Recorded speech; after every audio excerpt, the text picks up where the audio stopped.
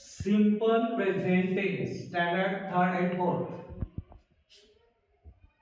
I read, मी वाचतो. याच्यासाठी V1 घेतलाय आपण. V1 I read. त्याच्यानंतर हा रीड शब्द काढून टाकायचा, राईट लिहायचा. आय राईट, मी वाचतो. आय सिट, रीड काढून टाकायचा, सीट लिहायचा. आय सिट, मी बसतो. आय स्टँड, मी उभा राहतो. आय गो, मी जातो. आता गो काढून टाकल्यानंतर आय कम, मी येतो.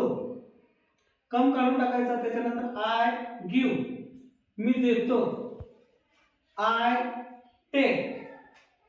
अशाच प्रकारे वी रीड, आम्ही वाचतो. रीड हा शब्द काढून टाकायचा किंवा वर्ब 1 काढून टाकायचा. वी राईट, आम्ही लिहितो. वी सिट, आम्ही बसतो. वी स्टँड, आम्ही उभे राहतो. वी गो, आम्ही जातो. वी कम, आम्ही येतो. वी गिव, आम्ही देतो. वी टेक, आम्ही घेतो. आता दुसरीकडे जाऊ आपण बघा. यू रीड, तू वाचतोस. आता रीड हा शब्द काढून टाकायचा आहे आणि त्या ठिकाणी राईट लिहायचा आहे, सीट लिहायचा आहे, stand, go, come, give, take आणि आणखी दुसरे वर्ब आपण टाकू शकतो. यू राईट, तू लिहितोस. यू सिट, तू बसतोस. यू स्टँड, तू उभा राहतोस. यू गो, तू जातोस. यू कम, तू येतोस. यू गिव, तू देतोस. यू टेक, तू घेतोस.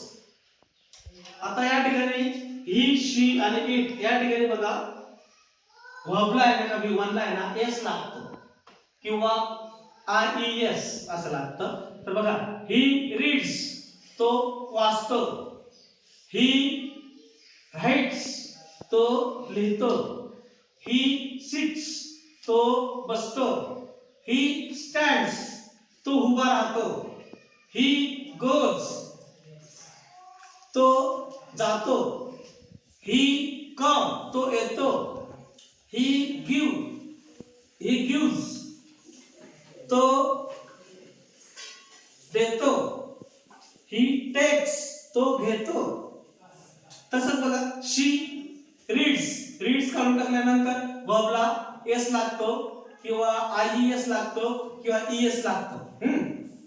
शी writes, she sits, she stands, she goes, she comes, she gives, she takes. It read शब्द काढून टाकलेला बघा, आपण राईट लिहू. It writes, it sits, it stands, it goes, it comes, it gives, it takes. आता they read हा शब्द आपल्याला काढायचा आहे. त्या ठिकाणी बघा, आता दे रीड म्हणजे त्या वाचतात. मग आता रीड काढून टाकू. मग दे राईट म्हणजे त्या लिहितात. दे सिट, त्या बसतात. दे स्टँड, त्या उभ्या राहतात. दे गो, त्या जातात. दे कम, त्या येतात. दे गिव, त्या देतात. दे टेक, त्या घेतात.